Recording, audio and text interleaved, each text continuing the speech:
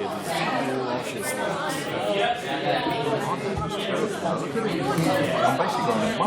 hair looks fine. Good evening, ladies and gentlemen! And welcome to this, the 12th ordinary meeting of the 169th session of the Queen's University of Belfast Literary and Scientific Society!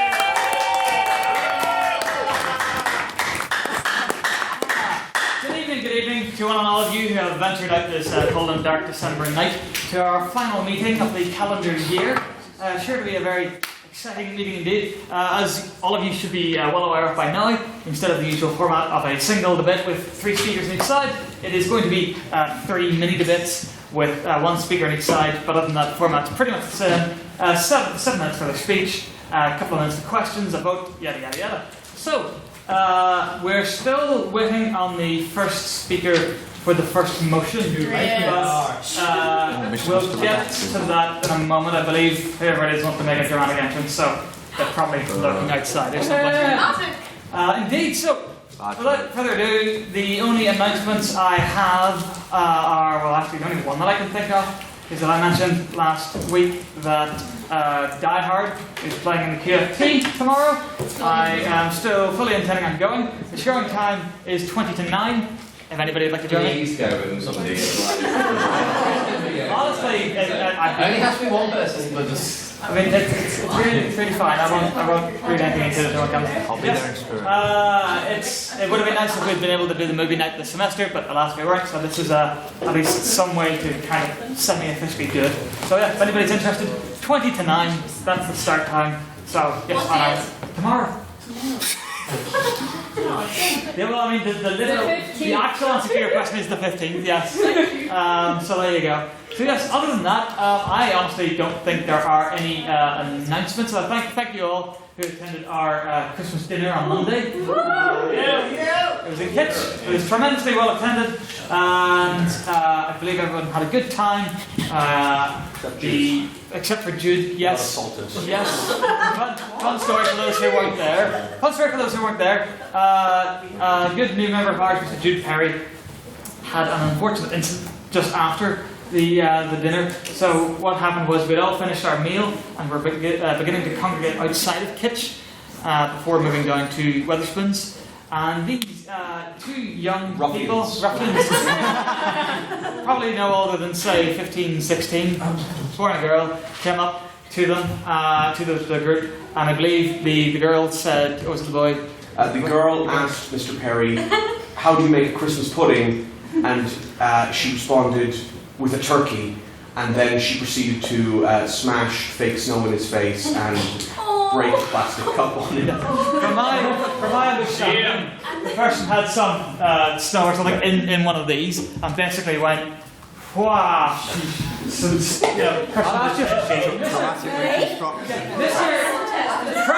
Credit where credit is due. Mr. Perry took it very well. I spoke to him afterwards. He seemed in good humour about it. Just because he's in guilt. From what I heard afterwards, apparently, see, I just missed it, but I saw them walking away, and I thought that was the end of it. Apparently, they looped back afterwards, at which point... They spat at us. Yes, they looped. And I give you full permission, Mr. Nine, to repeat with no censorship what you said to them, because I think truly it was...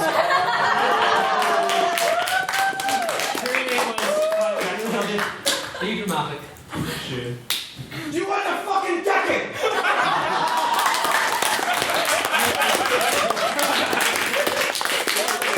What did you do then, Mr. Nine? I chased them off. Yes. Good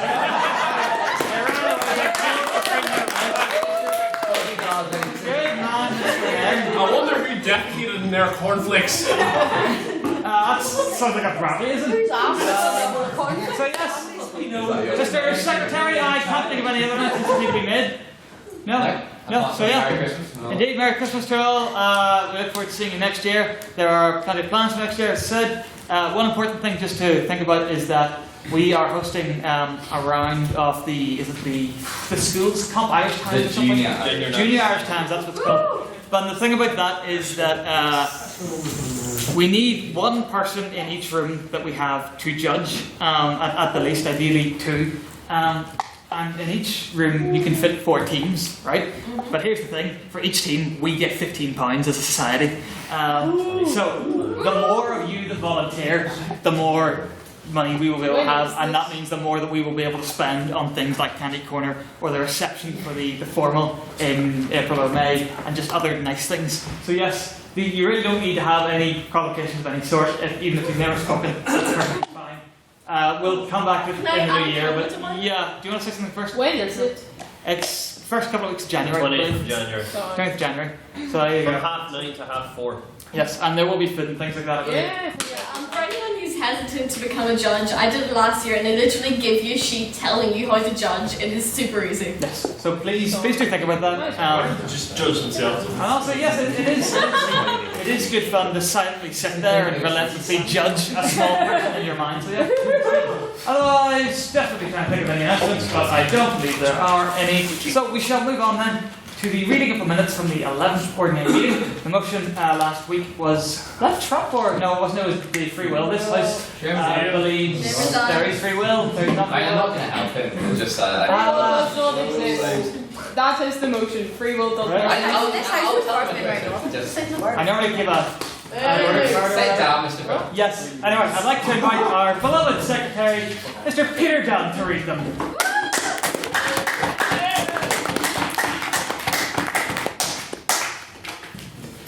Evening. On the dark, dreary evening of the 7th of December, 43 Literificans escaped the drudgery of assignments and convened in the Senate room in what was the 11th ordinary meeting of the Literific Scientific Society. After announcements, the evening was moved into a round of private members' business, which is started by our very own outreach officer, Mrs. Lauren Calgary-O'Neill. She proposed to the House that it would send its condolences to an ex-teacher and a family friend, Mr. Gavin McNally. The motion was then passed unanimously. Mr. Scott Moore, in the drastic turn of events, had a motion related to secularism that he wished to bring to the House. He wondered if the House would support Queen's lecturer and Green Party councillor John Barry's plea for Ards and North Down Borough Council to get rid of obligatory prayers before council meetings for a more inclusive minute of silent reflection. After considerable discussion, the motion was put to a vote, which read 10 in favour, 3 against and 10 abstentions. Thus, the motion didn't pass. So, Miss Hugh Dixon, quoting the UK Defence Secretary, who vowed to hunt down and kill all ISIS fighters instead of bringing them through the proper judicial process. Does this mean, she asked, is Britain no longer a liberal democracy? Mr. Edmund Doherty, in an unusually succinct point, said that Britain had never been a liberal democracy, and proved his point by saying just 2 words: Iraq and war. Miss Keira Swell then brought up the issue of the case of Brock Turner, where he was convicted of rape of an intoxicated person and was being appealed as the location of the incident was apparently not as recorded in the original trial. Miss Lauren Calgary-O'Neill stated that it was necessary to refer to Mr. Brock Turner as what he was, a convicted rapist. Miss Hugh Dixon commented that however emotional the case, the court of law should always be respected. Miss Doherty then noted that what we're forgetting in all of this was the victim, and pleaded that the House remember.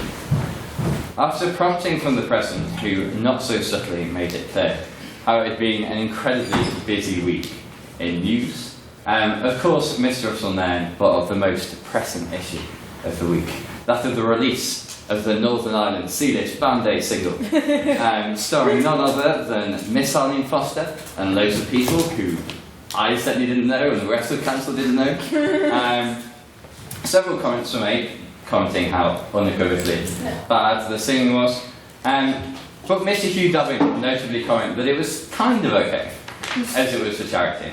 But he believes this was all a scam for Arlene to be able to believe that she's not indeed the bigot that she is. His words, ladies and gentlemen, not mine.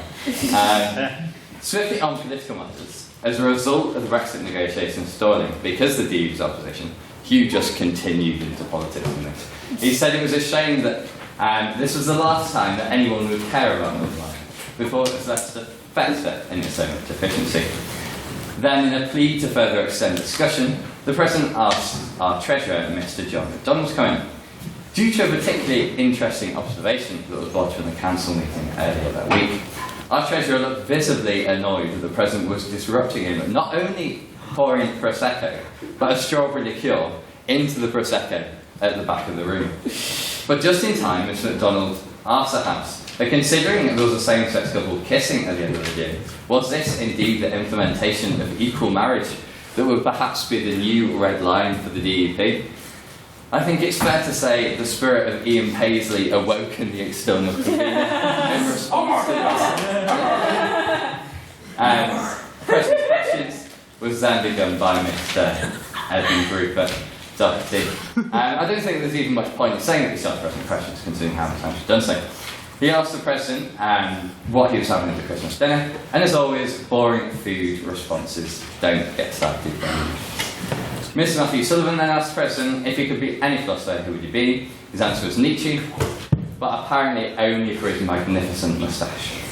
The President then introduced the motion to the House. This House believes free will doesn't exist, and took a vote on prior opinion, which had 12 votes for, 16 against, and 8 abstentions. Opening the debate for the proposition was Mr. Matthew Sullivan, who said the concept that we have free will was certainly an appealing one, but just because it was pleasant does in no way mean that it was true. We liked the idea, he claimed, that there was a completely equal chance that a coin will flip on either side, but this was clearly not the case. He then argued and detailed the physical science of action and the neurons and impulses required to do, well, anything.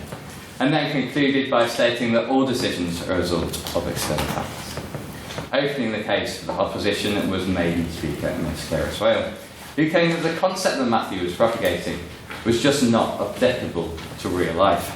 Who, in attaining her theory to an important real life example of choosing Coke or Fanta in this week's debate, she claimed that this was not due, her decision was not due to any long-term associations that she may have had or may have not had with any of the drinks. Concluding, she affirmed that there were certain things out of control, but as human beings we have the power to make decisions which then determine our actions. Continuing and concluding for the opposition was Mr. Ryan Neal, or Niall, who argued the crux of the debate was the difference between a libertarian and deterministic free will. He argued that free will isn't necessarily attached to the idea of choice, but then proceeded to explain that free will is merely a perception of our reaction to predetermined events and also genetic predispositions. But to try and attempt to close on a slightly positive note, he claimed that just because everything is determined, according to Ryan Neal, we don't know what's happening next, and we should live life with that possibility. Concluding for the opposition was MC Hugh Dobbin, who, living up to his credentials as Mr. Hip, quoted none other than Big Shaq. You know, the man. He unveiled, through dissecting the process for Big Shaq to produce that ever so eloquent song, that the universe isn't as simple as a mathematical equation. And he argued the proposition was suggesting. He ended his speech passionately, stating that it is our minds that lead us to make these important decisions. Questions were then heard from Mr. McClellan, that's probably not how you pronounce it, so apologies for this recording, Mr. Edmund Doherty, Miss Annabel Salisbury, Mr. Carl Craig, Mr. Jack Patton, Miss E. McRotty, and Mr. Toby Vincent. A casting vote on speaker ability was undertaken, which read 11 for the proposition, 6 for the opposition, and 5 abstentions. May I take a minute as well?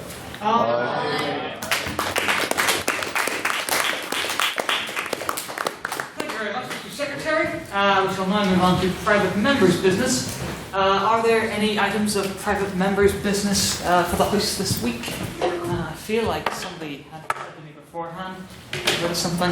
Oh, Mr. Sullivan, yes, that's right. It has come to my attention that during Monday night's festivities, I became moderately inebriated. I personally cannot confirm the veracity of these reports, as I unfortunately have acquired some form of temporary amnesia. However, I would like to extend a general apology to all those in this house, which I believe I may have brought into disrepute during that evening, and especially to those whose drinks I knocked over at some point in Wetherspoon, who, unfortunately, I do not know the identities of. I apologize. And Ben. That's good to know, because I genuinely didn't know. And if anybody can provide me with proof that I did knock over their drink that evening, I will personally buy them one drink of the same type as the one that I knocked over. No, the type that I knocked over. So if you were drinking whatever, I'll buy you whatever. But only if you can prove it, obviously.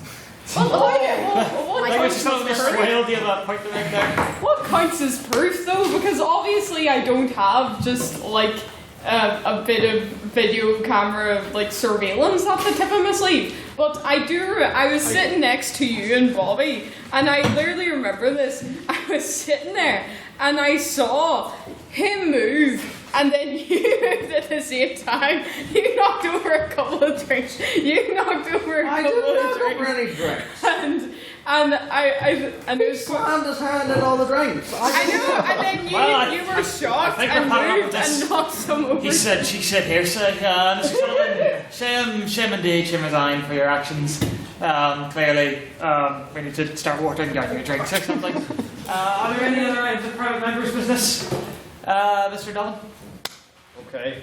So, as of like around the day, everyone's favourite company, Disney, has confirmed that it has secured about 36 billion in assets from Fox. So I'd like to ask the House if it is afraid of the mouse's progressive control of every media conglomerate and practically the entire world at this point. Thank you very much, Mr. Dolan. Mr. Bradley, would you like to go first? I'm incredibly afraid of this because Disney tend to have, I know they do own a couple of television networks, tend to have got a family-friendly image, and this may prevent Fox from doing some more mature films they may want to do. Don't know where Alien's going, neither does Ridley Scott apparently.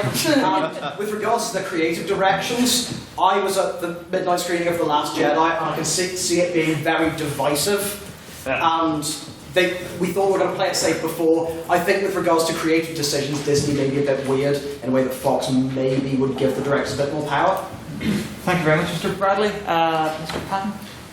I would say yes for a slightly different reason. Yes, it is terrifying because a company controlling that much of our media, how much we see, can control our decision making. I mean, if every decision you make is influenced by the Disney Corporation, I may buy slightly more Mickey Mouse merchandise than I really want to or have any need for. Thank you very much, Mr. Patton. Mr. Hurd? Just to come back on what Mr. Bradley was saying there, I don't know if you're aware, but Disney has a unit called Touchstone Productions, I think it is, and basically anything that is not family friendly, they cordon off, and it is made under the label of Touchstone Productions, or whatever it's called. So I don't think it's necessarily true that this deal is going to result in less family-friendly stuff being sidelined, although I am, of course, concerned about the implications of media concentration and like the consequences of having one company control so much of the media. Thank you, Mr. Moore. Whoa, good grief. Yes, sir, in the lovely Darth Vader jumper. My only point is about the less mature content is like, obviously, there will be less mature content because when Disney play more stakes amounts of gaming for Star Wars and other aspects of that media, they shut down a lot of very popular mature games that they probably shouldn't have, but they shut them down because they weren't family friendly per se. Thank you very much, sir. Is that her? Following on from this, from Scott's point, there's a film called Zack and Mary Make a Porno that is actually under the Disney web. So, like, people can all be like, oh yeah, they're shutting down, don't ask how I know. My brother's a film fanatic. But basically, like, it's all well and good them being like, oh yeah, they're shutting down all these, like, non-family friendly content. But the Disney, like, in their heyday, have also made a lot of very, like, risque things that people don't realise Disney was under. Thank you very much, Miss Better. Just take a few more points, Mr. Kieran. I would say that we should not be too concerned about this matter. I believe we're hurtling towards a unified dictatorship under some form. Family-friendly dictatorship. Shame. Would therefore be a better alternative. Far right, far left. If we can, let's just put it this way. A Disney dictatorship would be far more averse to on-screen genocides.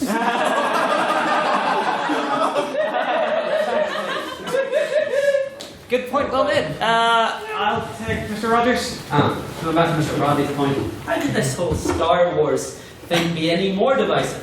I mean, have you seen the way these jihadis and the Stormount troopers carry on? Someone's going to get hurt. Mr. Rogers, so that's it, the last point.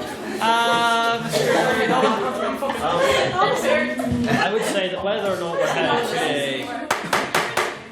or not we're headed towards a worldwide dictatorship under the mouse, it's clear that they have achieved that already with cinema, and there's a lot of dangers to that. There is cinemas in relation to the release of Star Wars. Disney imposed strict regulations on many cinemas for how long they had to screen the film for and in how many screens, which for a lot of smaller independent cinemas, those regulations are going to hurt them. And also the fact is that since 2012, every film that has made over $1 billion has been from either Universal or Disney, and only 2 of those were from Universal. They're simply making more money than any other film company has at any point in history. And so their increase of their control over the box office globally is only going to increase. And I think that what we're seeing, there's a lot of dangers that can arise from it. Thank you, Mr. Dawkins. Would anybody like to make a final point on the motion? Once, going twice, gone. Thank you very much. Also, an announcement that I meant to make earlier. Order in the back. An announcement that I meant to make earlier. An apology, in fact. Last week, I promised that there would be something, and I quote, raunchy this evening. Unfortunately, due to a number of factors such as deadline hell, we were not able to arrange that. I might as well just tell you what it was. What? No, I'm sorry. What it was that back at our end of year formal each year, we had this thing. The formal is called the Conversazione, just to get used to that word. But at the end of the year formal, we have this thing, the secretary's magnum opus that he recites, a piece of work known as Literific. Basically, what this Literific is basically what it sounds like. It is erotic fan fiction starring the members of this house. No one can escape. But the funny thing is that actually the Literific itself is a perversion of an older tradition, which was this dramatic performance that was put on a couple of times, but once on the 164th, once on the 165th, called Shem Resign, a forbidden love story. Yes. And yeah, we had planned to write one and perform it, but again, time just got away from us. So we will hopefully either incorporate it somehow into the Conversazione, although that may be too much, or we'll try and do it early in the next semester. In any event, I think we'll move on now because Mr. Nairn has to get away sooner rather than later. So are there any President's questions? Yes, Mr. Sullivan. Mr. President, can you tell us a story? Well, certainly, Mr. Sullivan. What? It says the light's dim, but the switch isn't working. What has happened? It was a cold December night in the Literific office when Mr. Black heard a knock.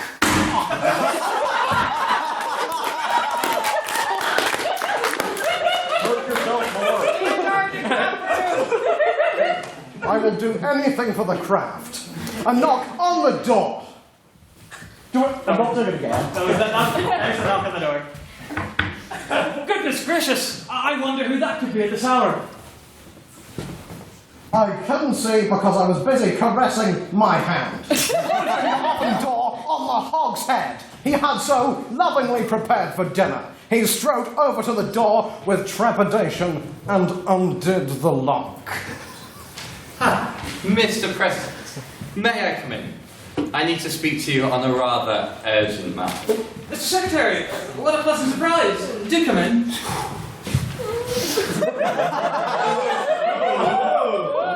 The cape is off. I see you've taken over the gown office again, Mr. President. I think you'll find that it's the Literific office. Didn't you hear the narrator? Here, the what? Good heavens. Is that an oven in there? Is that a hog's head you're burning? Never mind that right now. Anyway, would you care for some cranberry juice? Good God. This is not a time for cranberry juice, but for Budweiser Light. And I'm quite drunk enough already. And alas, alcohol is not the cause of this particular intoxication.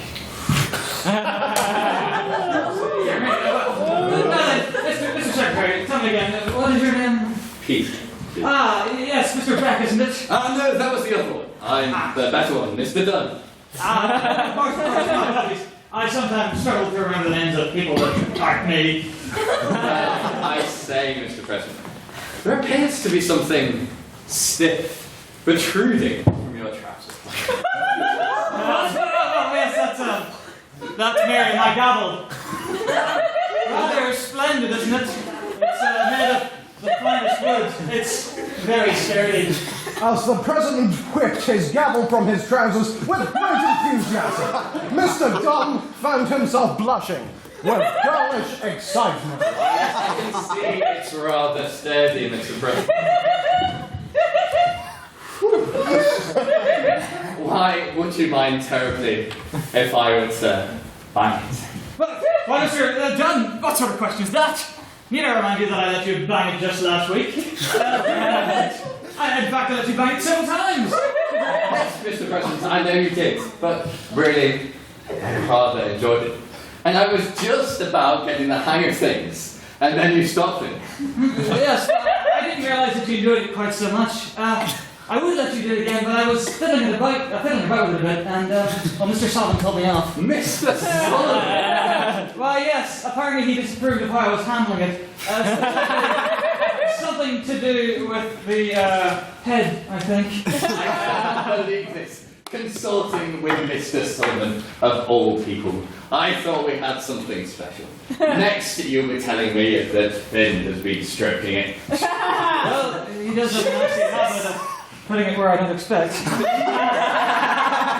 Please do elaborate. I said, you said you needed to speak with me. The tension was palpable. The heat was rising, and though the gavel had yet to be banged, the two fine young specimens of men were almost out of protected time. So there was no going back. So, Mr. President, I'm sure you know what I know. Mr. Secretary, I'm not quite sure that I do. It's obvious, isn't it? I mean, I thought I could hide it. Pretend it wasn't there. But it is. It really, really is. And it would be a crime to ignore it anymore. And I know you can't either. Good Lord, man, what are you talking about? I love you. And I want to tell you. To hell with it. I need you. I burn for you.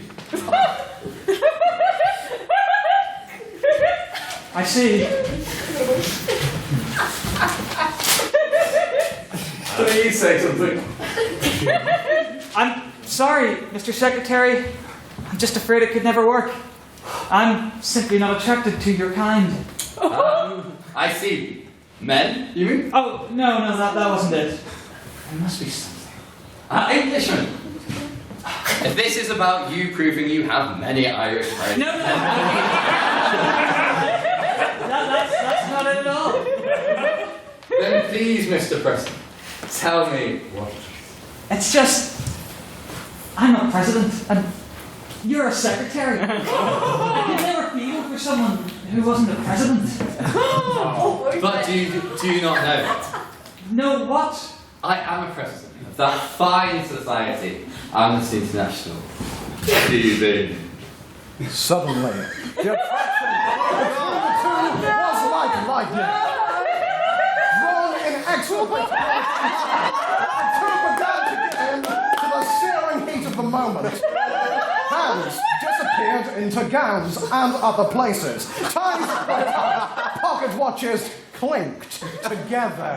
Oh, Mr. President! This is ridiculous! I thought you said you lost me!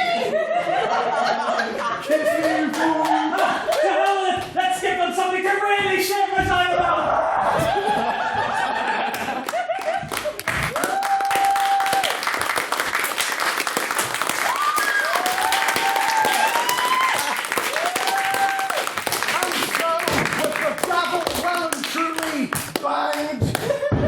All was left was to extend the motion to the floor.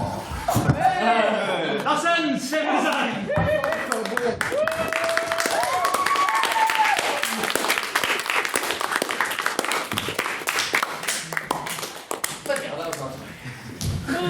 Well then, where did we go? I mean... Oh, you were banging it, Scott. I hope you'll read nothing into it when I say that I appear to have broken my gavel somewhat. I appear to have separated the head from the shaft. It happens to everyone at a certain age.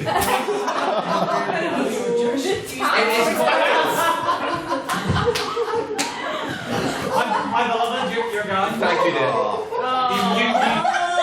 You left it mine, you see.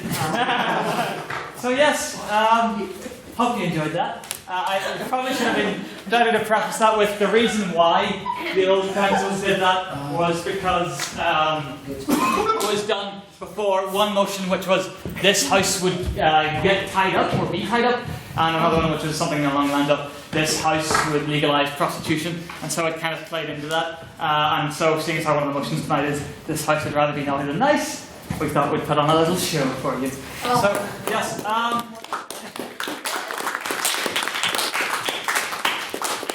absolutely not taking any more questions after that. No one can be allowed to inquire as to why exactly that happened. Right, so, we will move on to our first bit, which is this house would be dramatic. The speaker is just outside. I will just go and tell him so they can...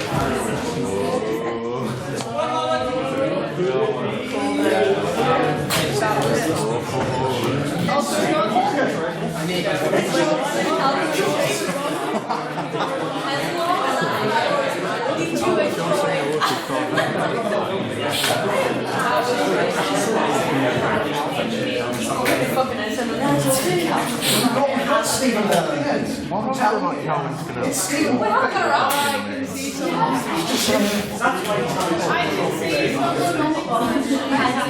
something. Good evening, ladies and gentlemen, and welcome to this. Of course, thanks for the proposition this evening. Yes, so it is I, your fearless leader, and I am here to convince you that this house should indeed vote in favour of this motion and be dramatic. Now, some may say that I shouldn't be doing this, that it is in violation of the tradition of presidential neutrality, and that it is an affront to my predecessors. To which I would respond that yes, that is indeed what a coward would say. I am the only person in this room to have ever met the eternal leader, Paul Shannon, and I'm the only one to know, apart from Mr. Rogers, and I'm the only person to know, apart from Mr. Rogers, that he would absolutely endorse what I told you at the first special meeting during my first official act of presidenting. The Constitution is just a piece of paper. I am supreme. Anyway, enough answering to the petty whingings of fools and cowards. You want to know why you should be dramatic? I'll tell you. It's because in this age of apathy and disillusionment, it is our only hope to save ourselves, to save the world, to save the very future itself. The universe doesn't care about you. The nature doesn't care about us. Nothing is coming to save us. We must do it ourselves. And one person cannot hope to raise a skyscraper to the heavens, nor raise one to the ground. That's raised with a Z, look it up. But he or she can hope to compel others to help them. And how can they do that? By getting them to move, by filling them with energy, by convincing them that their life depends on it. All things are possible through the power of the dramatic. No! Now, of course, there are other ways to be dramatic than simply speaking loudly and waving your arms about. You should never forget the most important weapon in the dramatic arsenal: hyperbole. Ladies and gentlemen, if you don't vote in favour of this motion tonight, it will be the worst thing you ever do in your entire lives. Tonight, puppies, kittens, and even babies will die as a result. The earth will burn. Trump will reign over 1,000 years of darkness and incoherence. And your smartphones will never charge past 13%. You must vote in favour of this motion. It will bring you peace and joy everlasting. It will result in you getting full marks in all of your assignments, and it will even make you as virile as the Secretary and I. Now, some might try to convince you that there are downsides to being dramatic. They are wrong. Some might even try to convince you that these non-existent downsides outweigh the upsides. They are fools. Denied, denied. That said, the opposition for this motion is neither of those things. He is, however, a charlatan and a liar! Here, here. You know why? He admits it because worse than his charlatanism or his liarism is his thespianism. That's right. Not only is Mr. Nairn an amateur wielder of the mighty sword called dramatique, he also does it to entertain. The buxom power of the dramatic should never be used for such an ignoble purpose. Denied! It should only be used to compel people to do things that they otherwise wouldn't do. No doubt Mr. Nairn will attempt to spin his complicity in the vile scheme known as the dramatic arts as some sort of terrible experience, and a warning parable for why you should choose not to support the motion. But I say to you, I say every word that pours from this mouth will be a falsehood. Not only that, but I can prove it. For while he may espouse that he loathes the dramatic so, he will remain a member of the QUB Players Society and indeed their committee. If he so detested the dramatic, I would challenge him to tear up his membership card for all to see, for all this den of dramatic perversion, and not the good, kind man you. But watch him, oh wise and attractive audience, for he will not, and if he does, it will only be one of many, and he has many more, and this is a lie. What, ladies and gentlemen, do you wish to do with your lives? Do you want to lead boring, unfulfilling lives? Yeah. Lives of quiet desperation? No, of course not. You want to change the world, be that by saving it or destroying it. And incidentally, if it is indeed the latter, then please speak to me afterwards. Then you want to get the guy or the girl and even still make it home in time for dinner. All of this is possible. All you need to do is believe. Let the hubris flow through you and be dramatic and whip your fellow man and woman into a frenzy and lead them to the gates of hell and scream charge and sit back and watch as a new superpower is born. For in the future, when people ask you, Supreme Overlord Commandante Kaiser Magnifico Godkin Calvin II, whatever happened to the EU? You will respond, rebel politics by a popularity contest. And when they ask, what of the Chinese Federation with its equal distribution of wealth? You shall cry, a nation of lazy dullards. And finally, when they ask, what of our fine nation? You shall let the words ring forth, we fight, we compete, evolution is continuous. And we will fight on. We will struggle, compete, plunder, and dominate. And in the end, the future shall be ours. All hail the Literific, all hail Godkin, and all vote in favour of this motion. Thank you. All here.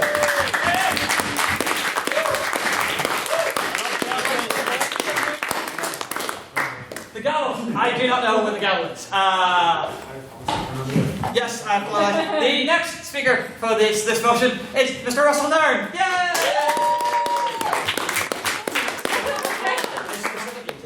Oh. Go away. That goes there preemptively.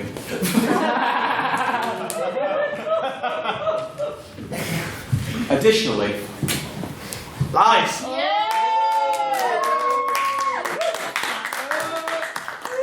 All the world's a stage. And all the men and women that reside in Players have stolen one too many a debate from me. Ladies and gentlemen, thespianism is a sin. It is a sin so vile that I can only pray that when its spectre comes and knocks upon your door, that you cast it away like the charlatan it is. Drama has brought nothing to this world but misery. Look upon me, the shell of a man that I am. You must answer these questions for yourself. Mr. Black means well, but he has been deceived.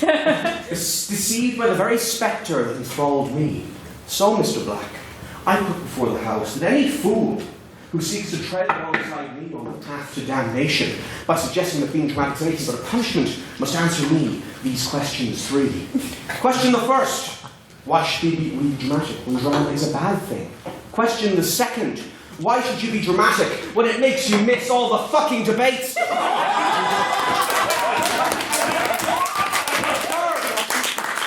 Why would anyone want to be dramatic when you can't have banter in the pub afterward?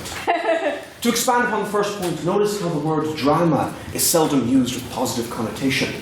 One need only to gaze upon the Facebook feed of every emotionally hyperactive teenage girl in the mid-2000s to realise that the thing they despise most is drama.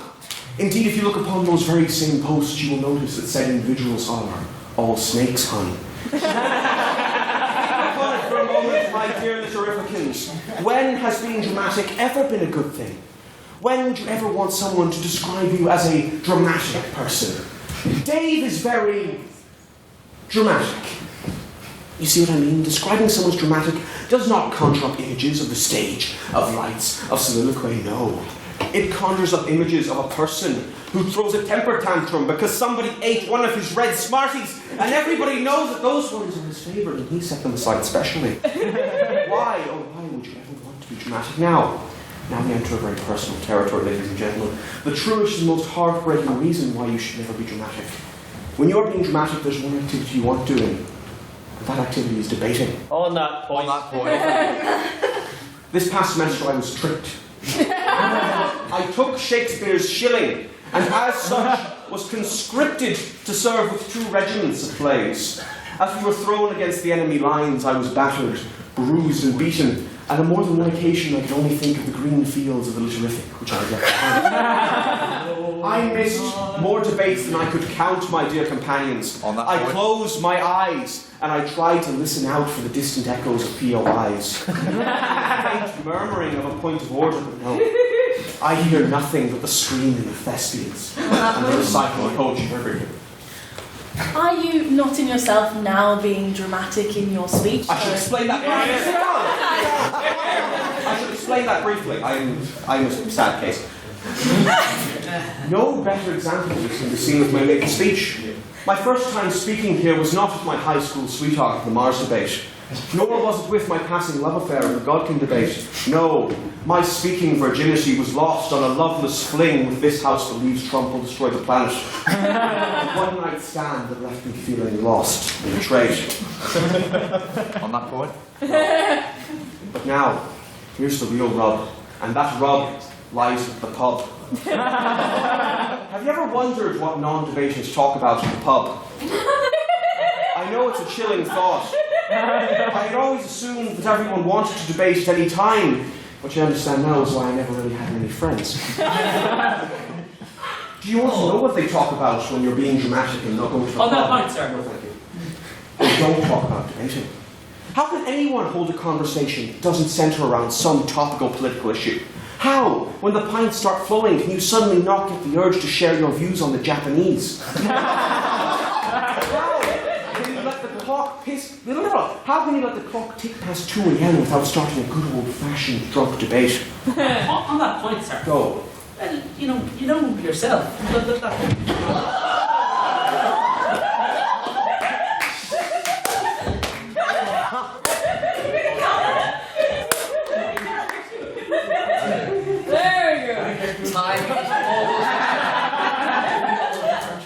Grab him in his shame.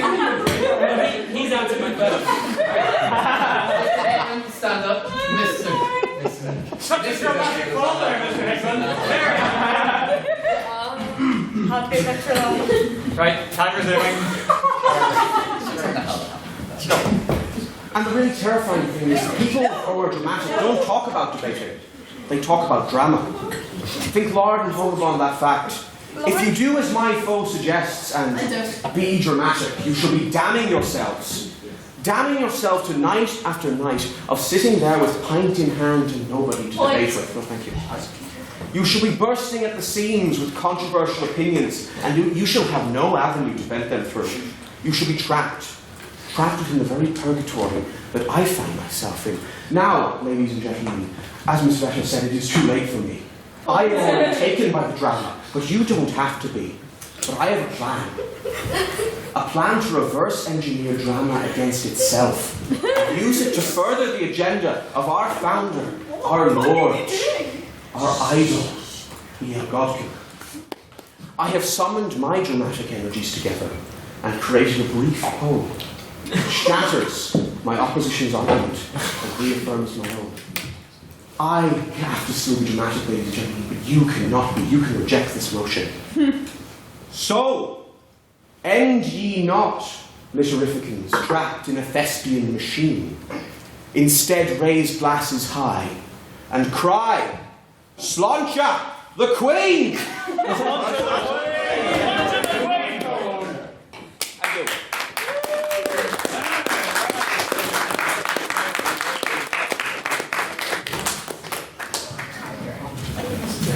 Ladies and gentlemen, the acting president would like to take questions. Question. Hugh. Wait, no, sorry, I'm in the opposition. Okay, well, you were like people should be dramatic, yeah? Fine, okay. Much like Russell, I have suffered 12 years of drama exams. Year after year, constant torture of being told how to be dramatic. And it was hell. Mr. President, people should not be dramatic because being dramatic is to suffer. And why should we want people to suffer? Do you want people to be in pain, Mr. President? Would you like Well, Miss Campbell, I believe the answer to that question is quite obvious. Yes, but besides that, I urge the House to be dramatic, not to be fools. I did not say anybody that you needed to take lessons. No man or woman should ever need to take lessons to unlock their true dramatic potential within them. All they need is a sturdy pair of legs to stand upon, or a chair to sit upon, or anything else for that matter, to just get it out there, to say with a smile on your face and a hearty chuckle in your laugh. That makes no sense, but nevertheless. But yes, I will do this thing because I will do it, and I will do it with much bombast. So yes, I simply do not take your point at all. Do sit down, Mr. President. No, you're not allowed. I'm good. So, for a question. Yeah, sorry, if the opposition would like to respond. I'm not very good at this. I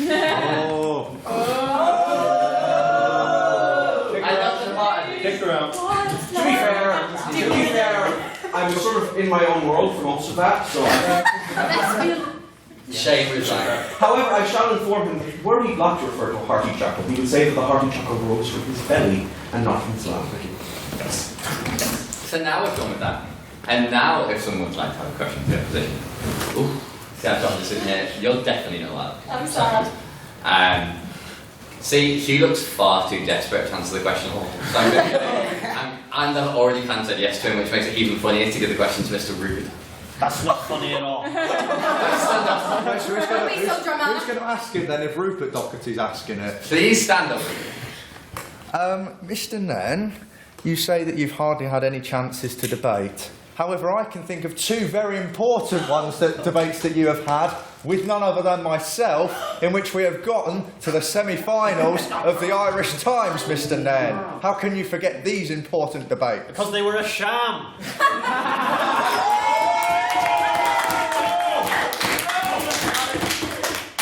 I'm going to need more court before tackling this one.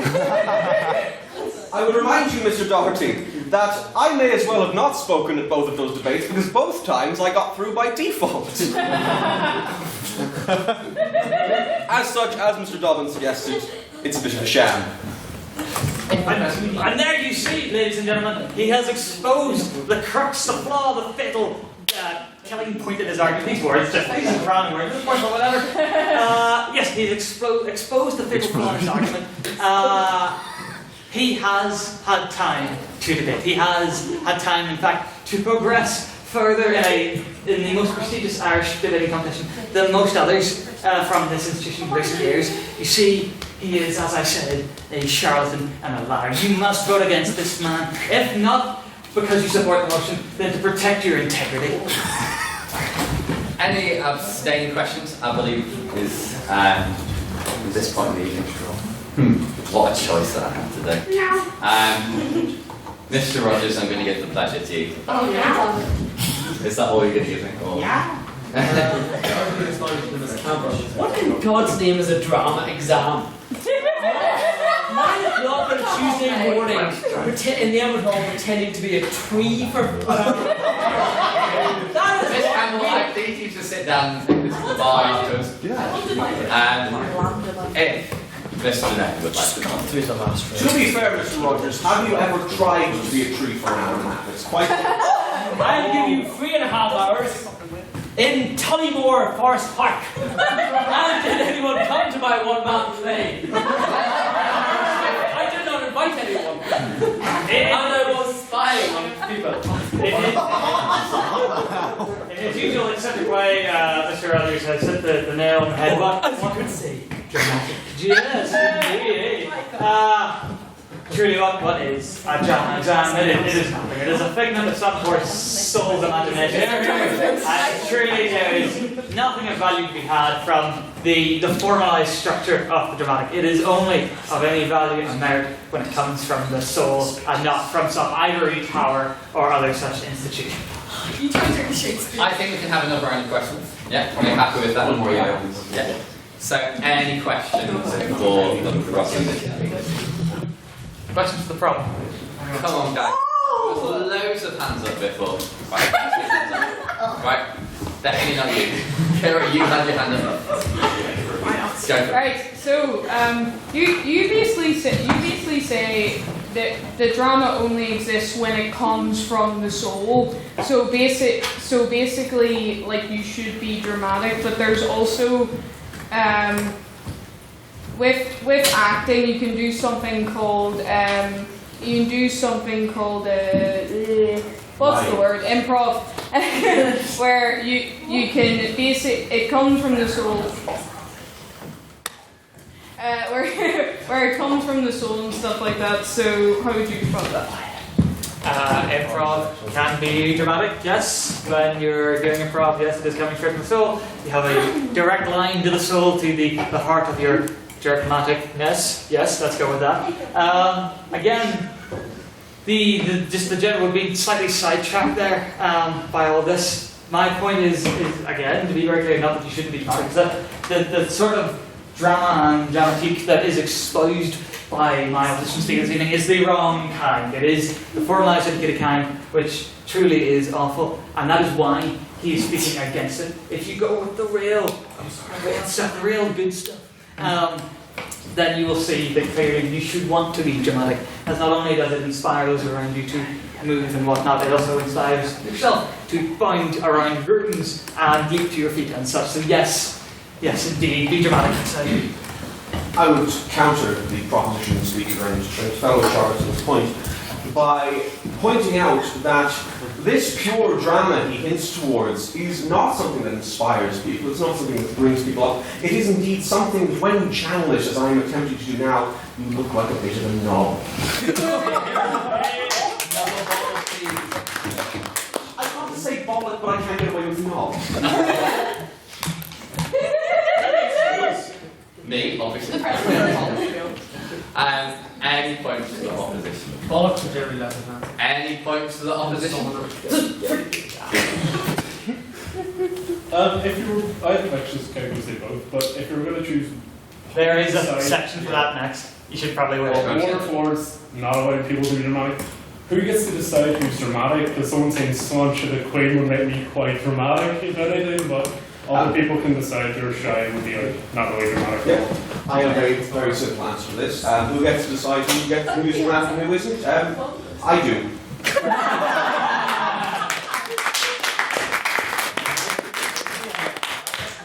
Damn it, man, you stole my line.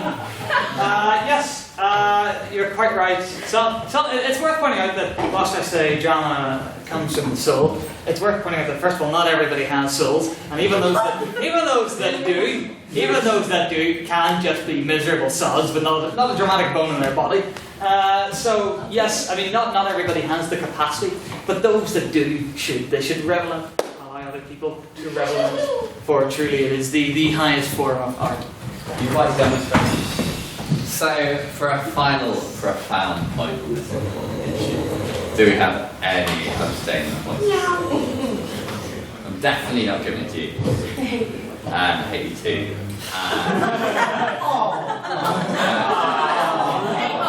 8 months. She, go on though. Give the abstention point. Right. So what I've been able to observe from these two speeches so far is that there's a disparity in both speakers between the theme of their speeches and the content and delivery. Firstly, to go to you, Mr. Black. The theme of your speech seemed to be the benefit in convincing people with being dramatic.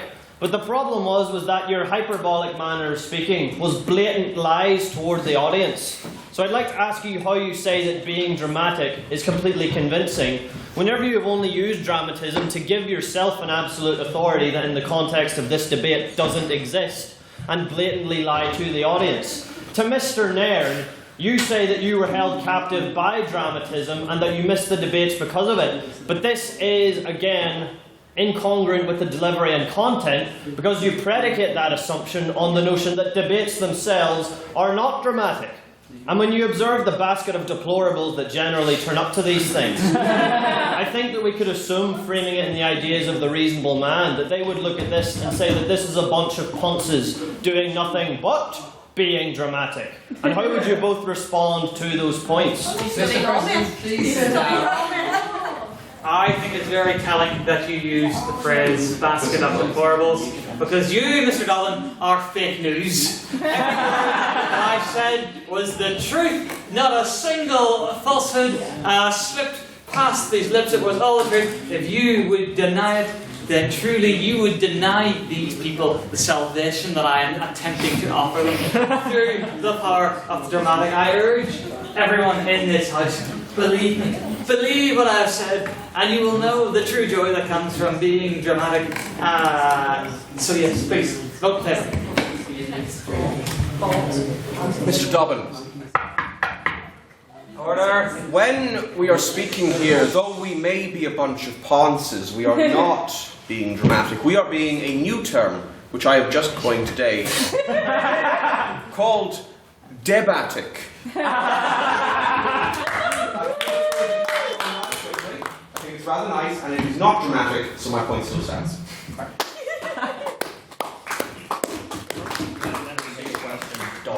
So apparently we have to take a vote. Can I just say he's going to a players meeting, that's why he needs to run off.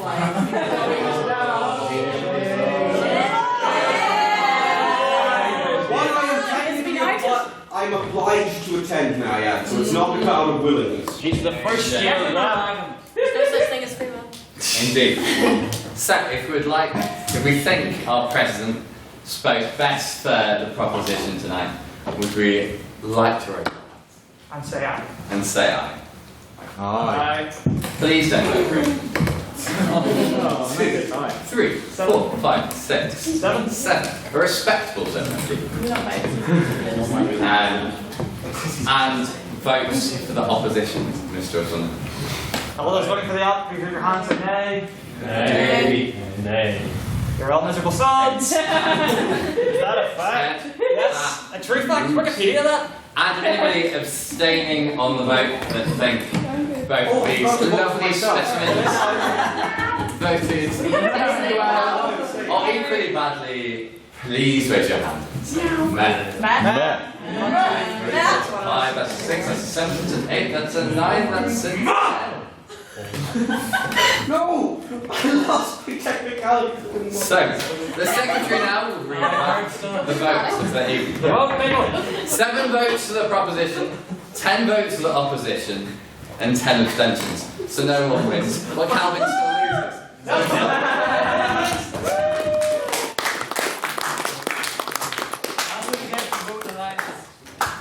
Right, okay then. Mr.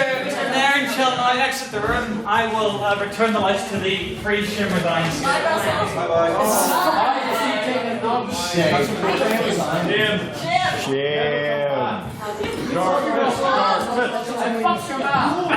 Right, so,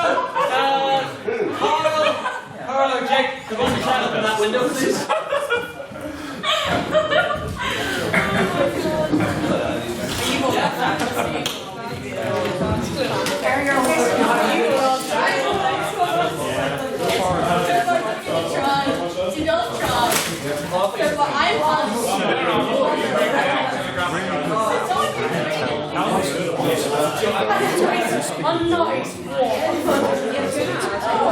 Oh, I thought you did really well.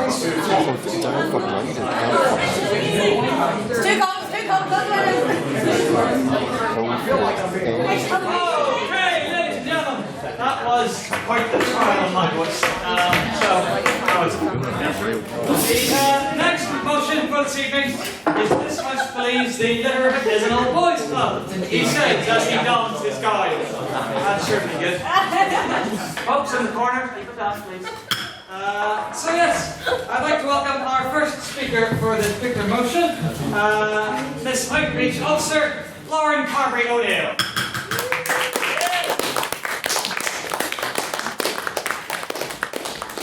Do you want this?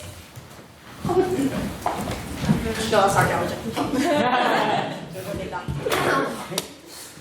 Fair enough then. Right. So, we're an old boys club. We are.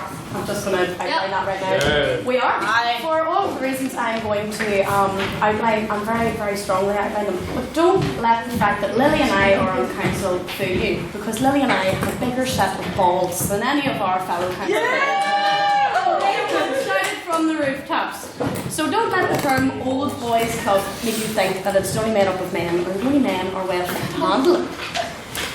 So an old boys club is defined as, or I'm going to define it as, a social or business connection or network made up of private members who hail from private or prestigious schools.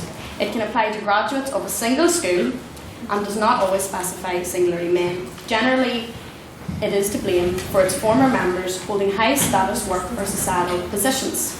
And they also tend to include incestuous relationships. What?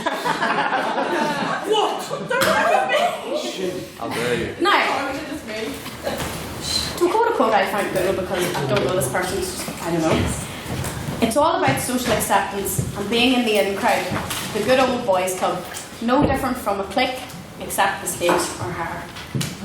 So we are a clique. I'm pretty sure you all by now, or if you're just a new attending member, you feel like you're now in our clique. We've just done our Christmas dinner, we have our meetings weekly, we all get together for the pub, we're a clique. Come to terms with the fact. On that point? Yeah. So, the institution that we're in is Queen's University Belfast, in the top 1%, and whether you agree with it or not, it is tarnished Northern Ireland's Oxford, whether that sounds absolutely ridiculous, but it is how it is. And our alumni are E.L. Godkin. I don't know how many of you know much about him. Yeah. He's the founder of The Nation, an American newspaper, and was the editor-in-chief of the New York Evening Post. A prestigious man. Robert McMorty, the ex-president of the society in 1872, held Lord Mayor of Belfast, was a barrister and an MP. Thomas Teeband, ex-president and MP, Eamon McCann, a journalist and an MLA, Cyril Tommen, political activist during the Northern Ireland Civil Rights Movement and an author, Stephen Goss, member of the Ulster Reform Club, Northern Ireland's Northern Ireland's most prestigious private members club, home to Tommy Bow. Its members include Tommy Bow, lovely famous rugby player, Robert Whitehurst, our ex-secretary, who is now in Oxford. On that point, man. You sit yourself down. I just point of clarification. Yes. Are you saying that Rob's a member of the Ulster Reform Club? No, member of Oxford. He goes to Oh Oxford. no, sorry. He's going I was very confused there for a moment. And Dennis Toohey, who was the first face on BBC Two when it was first broadcast. Sit you down.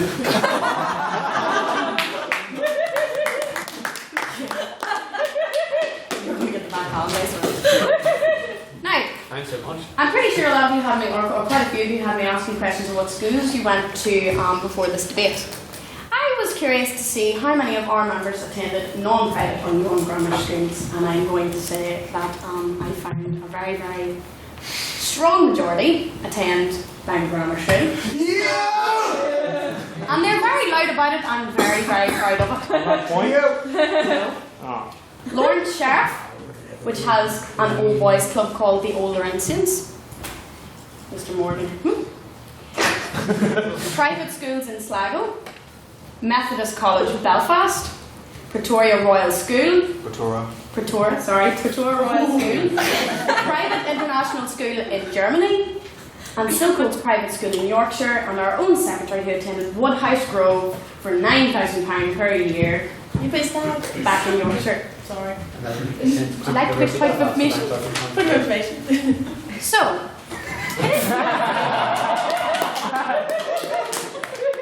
yes. Yeah, but his dad was the headmaster of another school, so they got like ridiculously reduced rates. So it doesn't really count because he's actually just from York. He's working. I'll bring a bottle of port next week. I'm not even going to dispute that with the nuclear couples, but I was dead on. So, I've outlined our alumni and I've outlined our current sitting members here right now to show that we are in many ways sort of an elite, or thus far have been part of things that many other lay people would consider elite. So what about us just as a society? Well, first of all, we're called the Literary and Scientific Society and founded by E.L. Godkin in the 1800s, and we outdate the Students' Union, and we are the oldest society. On that point, man. Sit down, you're not even in the debate.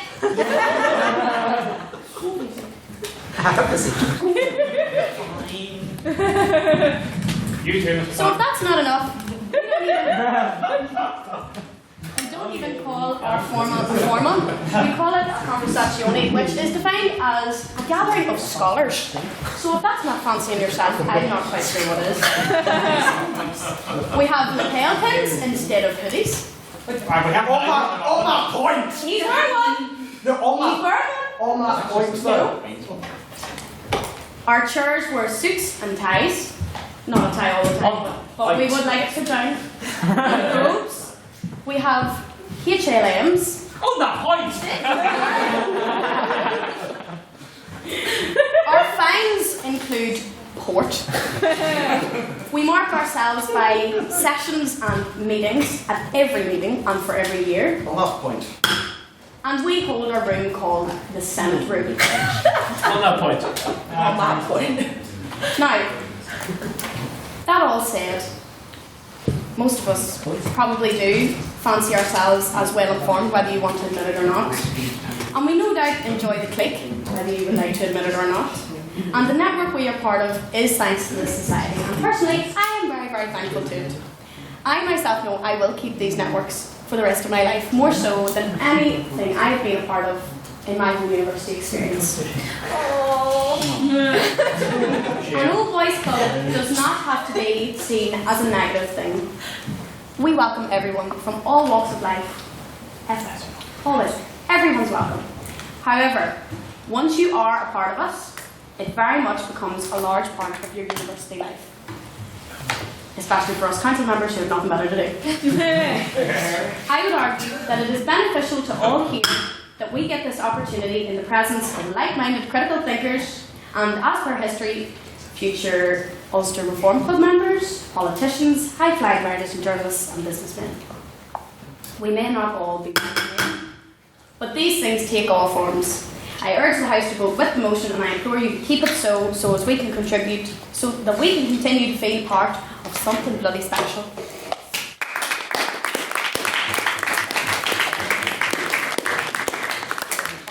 Thank you very much, Mr. Carberry O'Neill. Now I'd like to welcome the opposition speaker to this motion, HLM and Training Officer Miss Lillian Another. I'm going to start my speech by letting you all know I really need the loo, so this is not going to be a very long speech. Lawrence made a lot of very interesting points about this motion tonight, largely centred around the males of the society. And I counted tonight, so there is 13 women in this room and there is 19 men, which, considering we're an old boys club, is a pretty good figure to have. We currently have 11 women who are HLMs and 18 men who are HLMs. Don't ask me how I know that. And I think these odds, when you look at the when you look at the university as a whole, I'm pretty sure the women to men ratio is relatively even, with men being slightly higher up than women. These odds are fairly good, fairly equal across board. So we can say, for starters, that although we're an old boys club, although that means, generally speaking, that it is including men, we do have a good ratio of men to women.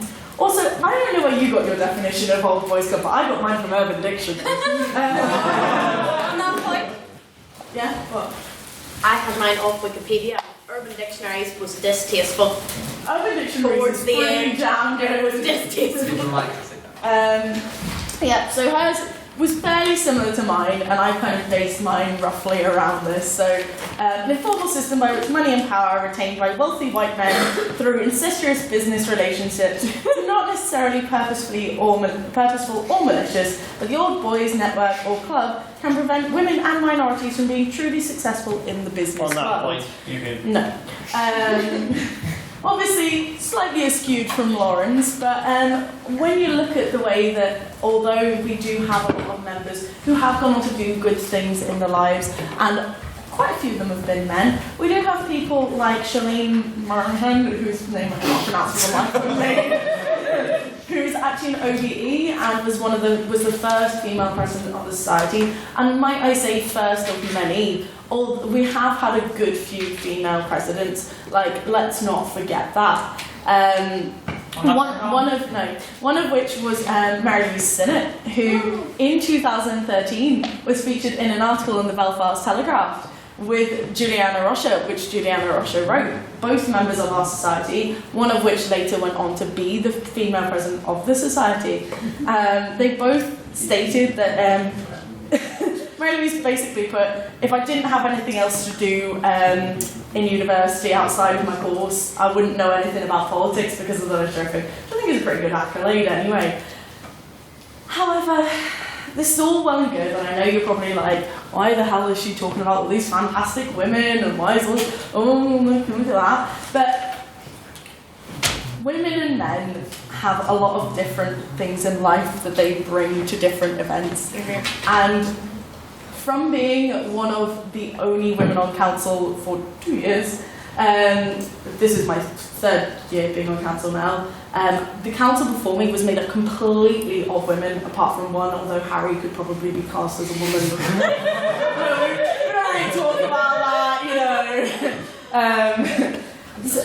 it's at the end of the day, although Lauren's we all went to private schools or grammar schools or whatever, Northern Ireland, the standard is going to a grammar school. I get it, I'm a big ponce, I went to an English grammar school, that's the big difference. There's 3 of those in the country. But over here, it's such a standardised thing that I'm not bloody well surprised that you guys come to the society. Although people may view it as an old boys club, it's not, it's tradition. Tradition is so different from being this kind of institutionalized network that people seem to think we are. We have traditions to keep in place, to keep things going in history that people wouldn't otherwise understand or know about. It's something that brings different members from all walks of life. We've got German Canadians, Spanish, other people.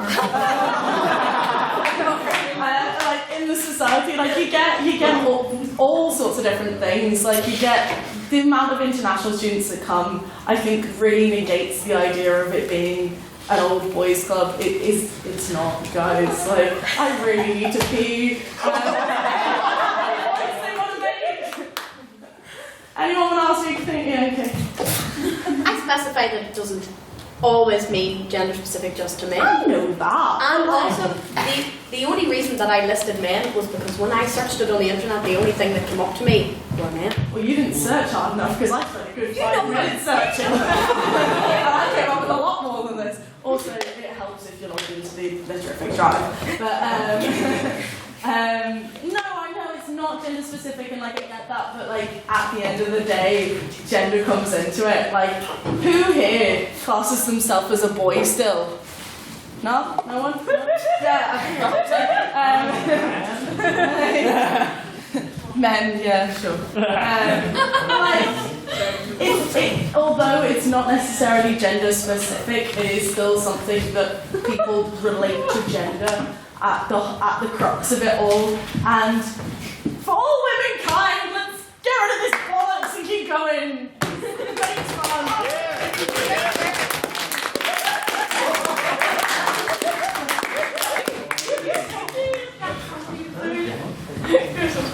Right, so my card's going up. Yes, I suppose we'll have to wait for Miss Feather to depart. We're nothing but your pelicans. That's how I like it already. Anyway, yes, we'll just have to give Miss Feather a moment to get back. So, yes, I don't know how exactly to handle this. We could do a question for the other side first. Yeah, but Lily wouldn't need to hear it. Well, I suppose we can just tell her. Any questions? We'll just tell her wish. 30 seconds intermission, I'll be here for a second. So, are there any questions for me? Propositions? Any questions from Mr. Doherty? Thank you. So you mentioned the issue of grammar schools, and you say about the idea of grammar schools. Question, what is wrong with grammar schools? Because... Absolutely not. You picked it up entirely wrong. Not once did I say that there was anything wrong with it. Sir, you're in the Irish Times. You should know that that is not what I said. You cannot pick that out of it because you made an inference there. It was not rational. All right, I did not say that. I said that the vast majority of our attendees have attended grammar schools or private schools. Absolutely nothing, but it says something. Because what do the vast majority of other old boys clubs, where they hail from? Private or grammar schools. That was the point I was making. I myself did not go to grammar school and I bloody wish I did. So there's nothing wrong with them, and do not make inferences, you know better. Miss Feather would like to respond? Yeah, As it was that the response? Can I make a point of information quickly? Sure. Very quickly. We do have a debate on the subject which I spoke at, so that's obviously the only reason I'm looking at it. That is on our lovely iTunes and podcasts and all that, so you can, if you want to know all about grammar schools, please. Thank you very much for that, Seamus. Thank you. Are there any questions now for the opposition? Mr. Better's side. Mr. Dobbin. So I'd like to ask you in regards to the points that Lauren made, that an old boys club being something social, in regards to its people having this very tightly knit clique which is around like very like niche and political or socio-economic whatever issues, where we have sessions where, you know, people say something people like and they go aye and start banging tables. That whenever in the sort of environment, the very specific environment where that's common practice, what would you have to say to the point that that is pretty much what's analogous to the public perception of what an old boys club is? well, I mean, I do a lot of things that blokes do, like spread my legs all the time. When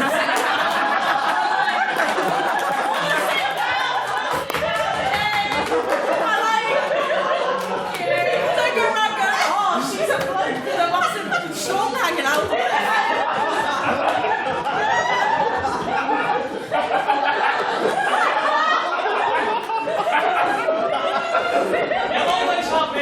I know. Sorry, my mum listens to these recordings. People do a lot of things that are like a lot of things. At the end of the day, you can do one thing and it can be like another thing, and it'll be like that's all rubbish. Like I don't care. Rubbish and annoy both. Thank you very much, Miss Feather. Miss Carter will respond.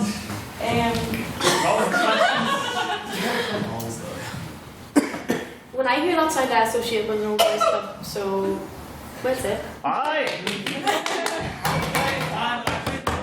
We'll just take this final question. So, are there any abstaining points of the motion? Okay, it has to be Mr. Rogers.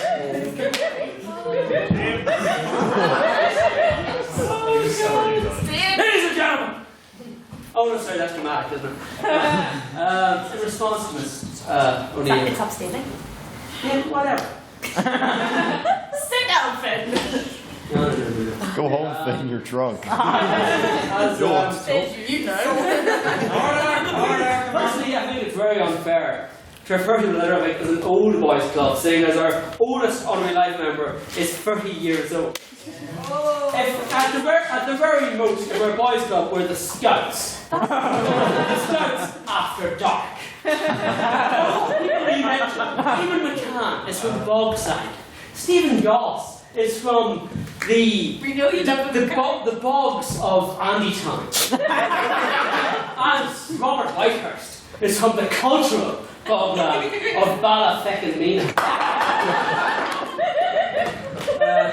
All of these people, through the spirit of the litter, who've been welcomed in with open arms, have dragged themselves upward by the godkin to give themselves some better situation than that to which they were conceived into. Is that not something? Is that not an egalitarian dream? Is that not the American dream except a lot better? Thank you, Mr. Rogers. Mr. Carver, you'll respond first. I'd like to refute his point with his own point. That in his own handwriting and his own specific pen, he has written in my notes for this specific debate. He says himself, this society has, since the dawn of Godkins, first orgy, been a nest which has coddled young and fresh, waistcoated menfolk, full of the pretense of making the world a better place, but who promptly join the ranks of foot soldiers of the patriarchy. With the exception of Finbar H.L.M. Rogers. Seriously, put me a book. And spot glorious dynamite.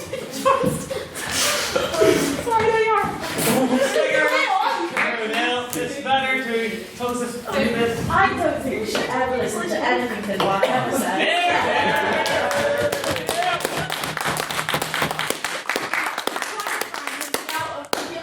Utter rubbish that comes out that man's mouth. No, like, yeah, it's all well again. Oh, Jesus. I'm so done with this. No, like, what was his question?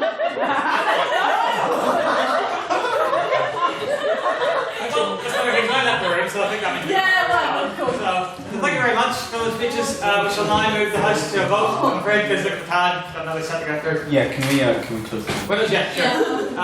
We'll do that after check. We've got a fire on!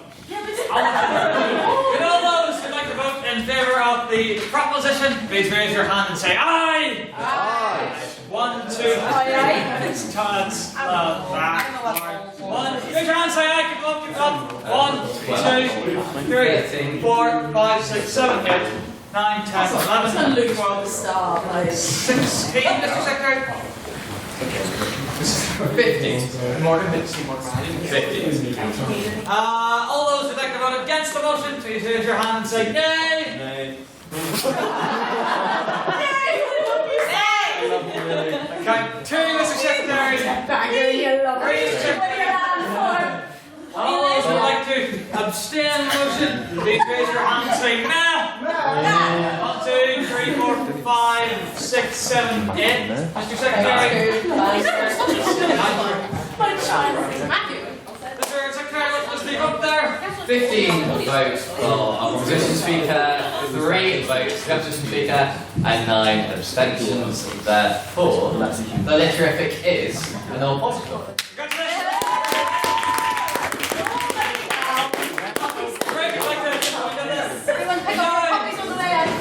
For our final motion this evening, the reason for the return to resign, and indeed technically a Literific Classics debate, as this was first debated back in the 164. Oh, but because this house would rather be nothing than nice. And I do hereby invite the cinema party with us to open this case.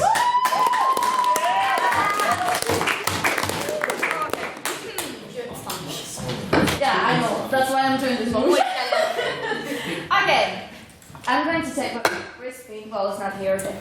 Well, I'm going to say whatever he says. Hello, Finn.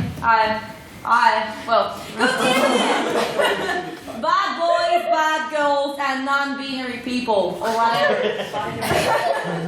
I'm here to improve your lives, okay? If that sounds like coaching, it's because tonight I will be your coach, okay? According to the Urban Dictionary that my friends have mentioned before, naughty can be used to describe a chick that is hot as F. By the Sir Urban Pervert. Well, if this house would rather be nice, I could say this to this gentleman. But instead, a naughty woman like me can say this to this gentleman. So, you're not going to take a photo of me, I will be alive in me again. But however, how does naughtiness relate to an improvement of our lives? Well, I have three main points here. One, naughtiness can do that, can make you respect yourself and don't let anyone bring you down. Yep. Determination in your decisions. Oh, as you can see. And also it's funny as F. So I will tell you one fact. No badass that we know has ever achieved something being nice. And now I'm going to throw a lot of people to you, Mr. Crawford. Okay. I'm throwing all these facts to you because I want you to join the dark side. First of all, Rick and Morty. Do you want to be Rick or do you want to be Morty? Because in the Halloween part, you are Rick, and Rick is a naughty guy. Living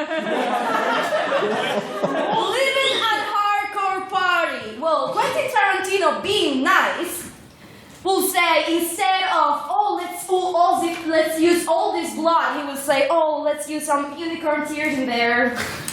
Nah, it's not right. Imagine Jedi's, how Finbar said, without Jedi's, the translation. Okay. Imagine Jedi without Sith, or Darth Vader going to a certain mountain to live happily ever after with his son. It's not going to happen because all of these people were badass, they were naughty, and I will take your question.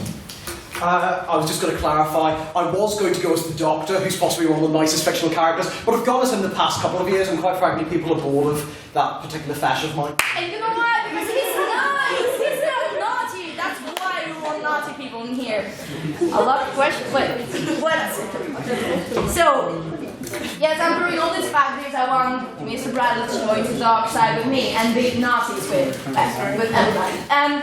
Actually, yeah, I'm going to take your question. No, I'm sorry, I was going to okay. take your question. Yeah, I was going to. Well, I'm going to say something that happened this night, ladies and gentlemen, and whatever in between, like he said. I like that question. If this house will rather be nice than naughty, we'll have never seen this 50 Shades of Black. So. On that point. Okay, so. Conversely, I think being naughty is very nice. Yeah, it's better being naughty than nice, and that's why I'm standing here. As a Spanish woman, we know a lot about being naughty. Actually, I'm here speaking in help of the woman, because action speaks louder than words. And if that meant that urban pervert wanted to define naughtiness as, I'm going to say it again, a chick that is hot as F, I will say a chick that is powerful as F. So, actually, I prepared this baby in 2 minutes. I know. You're naughty. Okay, do you want to have a question? Yes. Yes, I have a very pertinent question. You mentioned Rick and Morty, and I think it's very important to consider that, to be fair, you have to have a very high IQ to understand Rick and Morty. It's extremely subtle, but without a solid grasp. Briefly, Mr. Moore.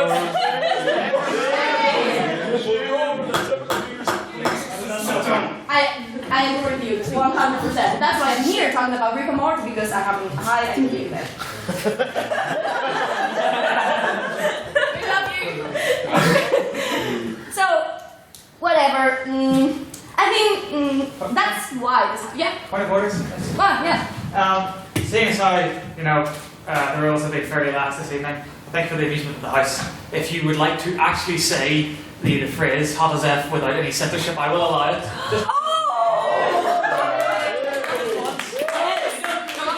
right now, you can do it any time for the end of your speech, so suddenly just... I can repeat my whole speech saying the N word. Just once, remember, just once. Only once. Only once. So use it wisely. Okay. So, action speaks louder than words. Point of order. But that's why this house wouldn't rather be naughty than nice. And you know why? Because this house is already fucking nasty.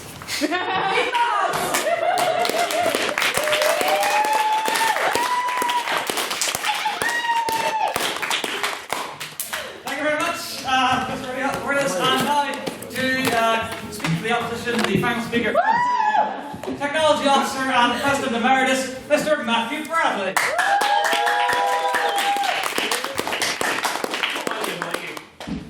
Here we go. Mr. Chairman, members of the House. Some people quite like finger up the bum. I think they would describe it as quite nice. And I'm going to use an example here, and it's a big example, and I'm going to explain the probably not to make it in a moment. But, Mr. Dunn. Right, in our little altercation with Mr. Black. Yes. Would you describe that as quite nice? Well, obviously.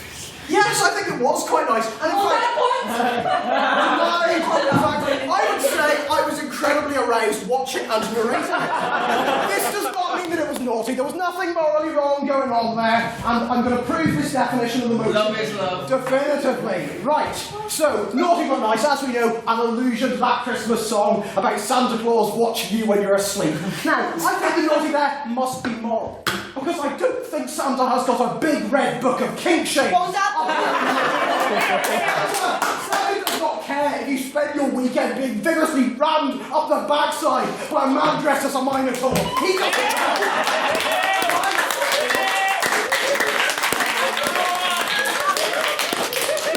I think the definition of naughty that Emma has proposed is quite anemic. I haven't heard anything particularly naughty this evening. So I'm going to tell you something. Right, it is your little cousin's 5th birthday. A nice thing to do would be to bring him a cake. A naughty thing to do would be to kick him in the face. Right, that's naughty. Naughty isn't some sexy fun time in the evening. Naughty is being morally reprehensible, and Santa will judge you. Yeah. She looked very angry. Happy to be baby Hitler. Well, I think that's still quite naughty to engage in. I don't want to talk about morals this evening. This is a Christmas debate. Debate. I am going to get a bit engaged in morals, but would you kill Baby Hitler? I'd say it was quite naughty, yes, overall, in the grand scheme of things. I think Santa would judge you. You still have to kill a person, even if it's Hitler. Actually, Baby Hitler, would he still have the moustache? Right? Would he still have that? So, yes, I've said both those things. I have said rammed from behind and I've harassed Peter Dunn. They are two big things. Any day. Yes, they are the two big things I wanted to do this evening. And now I'm going to tell you something about a nice thing. Right, I told some of you what I was planning to do this evening. And I'm going to tell you that plan now, and you're going to just tell me how nice you think this would be. On that point, do you know what it is? but was it not getting rammed up the backside by mine? Sadly, I left my solid screwdriver at home this evening.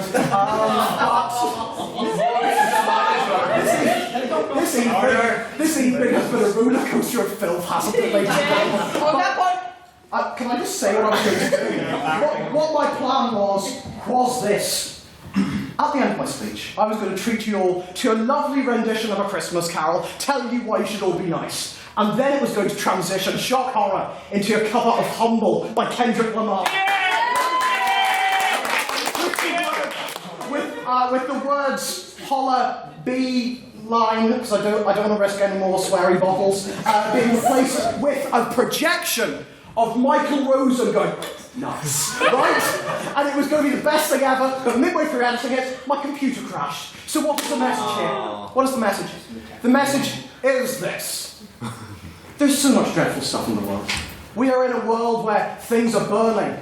The US president is Donald, and the world is quite frankly screwed as much as the man being rammed by the Minotaur. So, I don't know what it is about Minotaur, just sort of, I got a classical illusion just sort of got into my head. This debate has gone completely over. So, you know, you need some nice things, and I'm going to point to some nice things here. That table. Right, okay. Coke, Hughes, Coke, nice. Yes, fantastic. Yeah. Alcoholic beverage. Right. Not Bud Light though. God's urine, is that nice? There we go. Lots of nice stuff on that table. What if there was some naughty stuff on that table? A pressure-sensitive landmine. That's naughty. I accept. It depends who stands on it. True. I have on many an evening thought, I would love, you know what I'd love under my pillow? A pressure-sensitive landmine. That would be really nice. But if they wanted to stand on it and they thought that was nice, oh, it's fine. So, I'm 5 minutes in and this has just become degrading. But was it nice? Yeah. I didn't convince you of that at all. I accept. Naughty isn't the same as evil. Like, I feel like you're kind of equating like naughty with evil. Like, naughty is kind of like, you know, a little mischievous, you know, a little, you know, badass, you know, a little prank. But evil's kind of different than naughty. I've got your point, right. Well, I think okay, naughty or nice, let's take this back to children. Would you rather give Christmas presents to a child that gave all his friends sweets, or stole their sweets and sold them to the mafia? That's quite not, maybe not to the mafia, maybe to his friend called Mafia. Whichever he fancies. So, to sum up, niceness is a virtue, and it can be really useful for manipulating people. Thank you very much.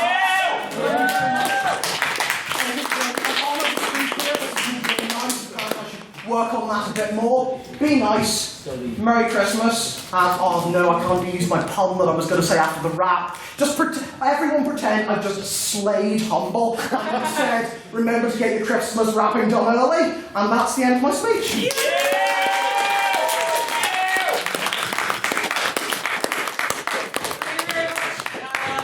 Mr. Bradley, thank you to all of the speakers. Just taking these goodies with me. For the fine speeches this evening. Can you give me one? We shall. No, they're my cookies, they're mine. Yes, we shall have a quick round of questions, probably just one of each. So, are there any questions for the prop? Any questions for the prop? Going, yes, Mr. Cullen. I have one question, which is about your use of Rick and Morty as an example.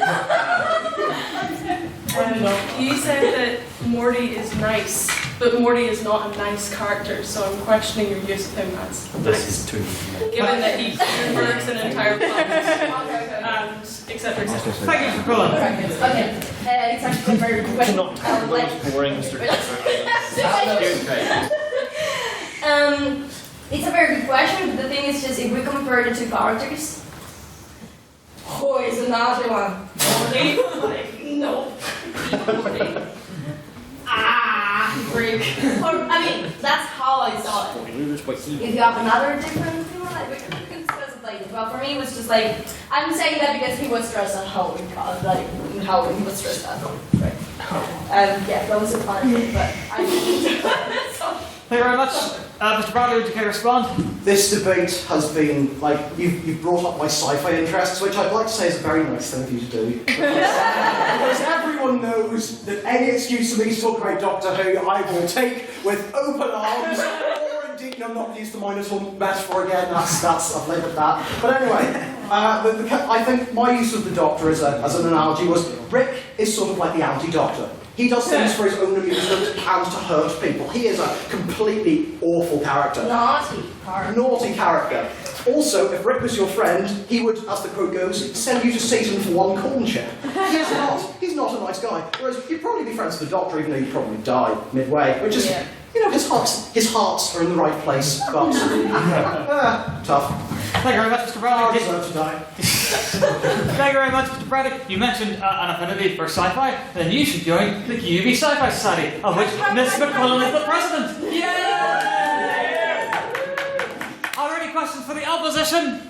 Mr. Dolan? Aye.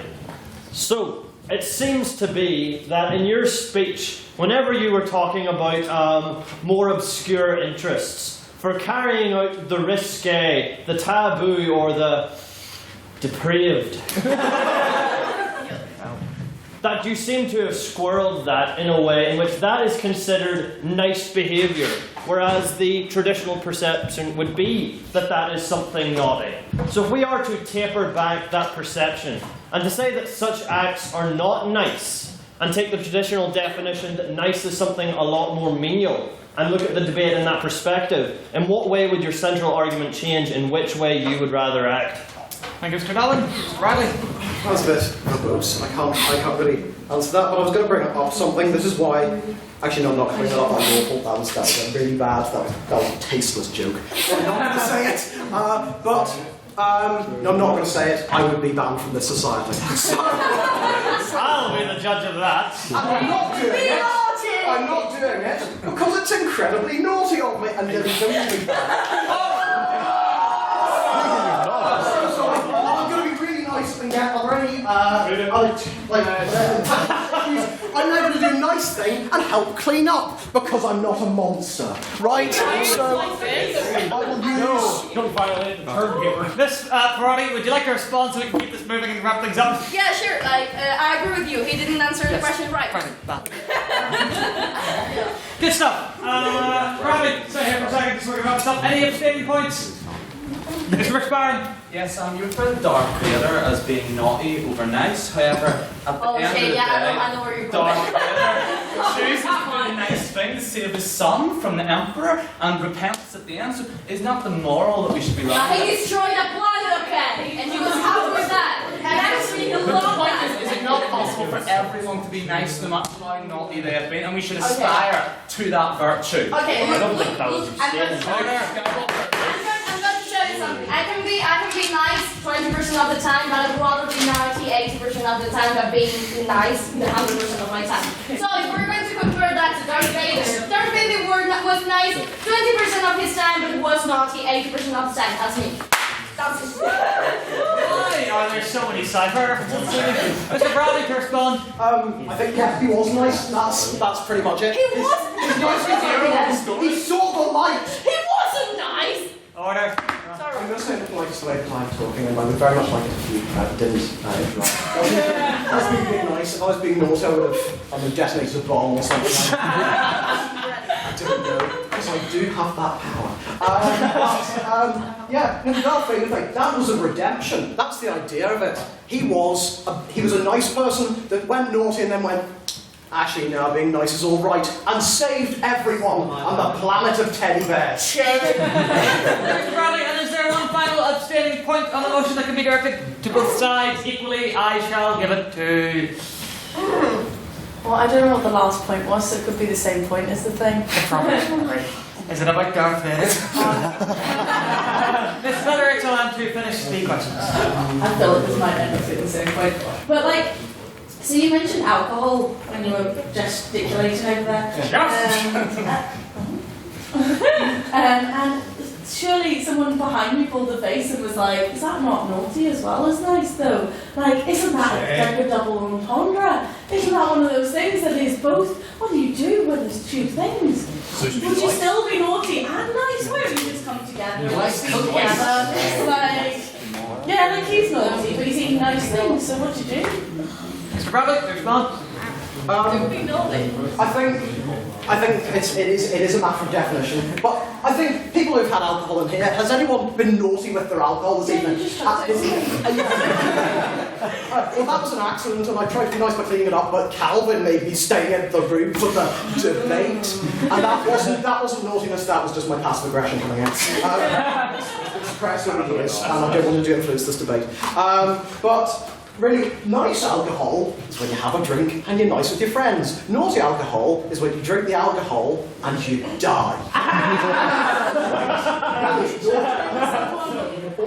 Yeah, you really answered my question for me, so for that I can thank you in the nicest way possible. Thank you. Thank you, Mr. Bradley. And now to finish the debate. Yeah, sure. I'm talking with you with a naughty glass of wine in my hand, so. I mean, as I said, people can be like 1% naughty and 1% nice. What we're discussing here is just that we'd rather be naughty than nice. When you drink an alcohol, it's so cool when you hug your friends and stuff, but isn't it better when you're twerking in the club? It's more fun, isn't it? So I mean, if you want to have your glass of wine and just, I don't know, talking about shit and stuff, we can do that as well, and that's nice or boring, depends. But then isn't alcohol bad for you anyway? So then it's no. Sure. I mean, red wine has antioxidants. I trust him. Like, for example, I'm going to change the subject, but do you think Finn is a nice or a naughty person? I think Finn is a Walden zone.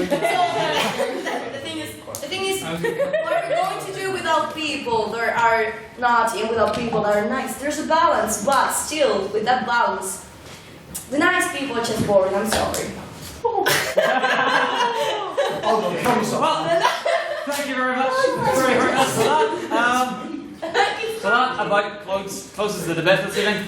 We will go to a vote in just a moment. I would like to remind people that our plans this evening is to adjourn down to the city centre to the Lavery's tent. So yes, look forward to that. It is open until 11. If there's still people about at that time, there are plenty of places around city centre that we can go to afterwards. I don't know I'll still be there at that time, but I would recommend Fiddles if I'm not too late. Still there you go.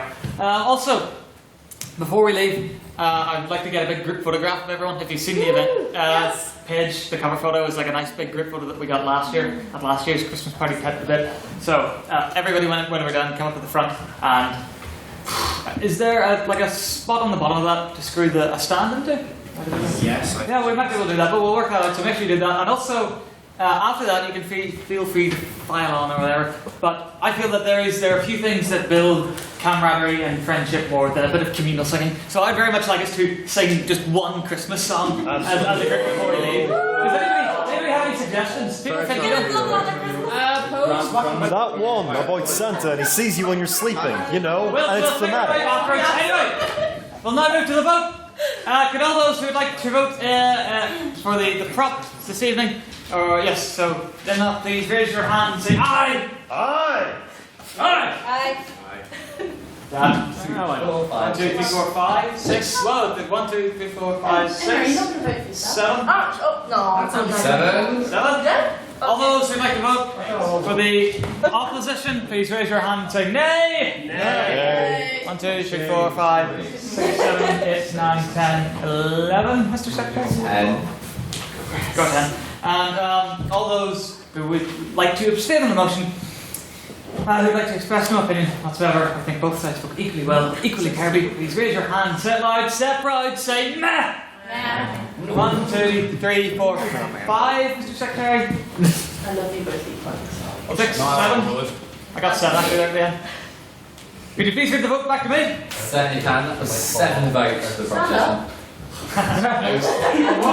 Don't too much now. Anyway, 7 votes for the proposition, 10 for the opposition, and 7 abstentions. There you go, the opposition has it, the opposition has it! Ladies and gentlemen, I would like to thank you once again for making this first half of the 169th session as successful as it has been. It has been wonderful to see you all. I hope to see you all again many times in the new year. But for now, the time is just after 9:20. I do hereby declare this meeting adjourned! Work off, everybody! group photograph. Right, Lily.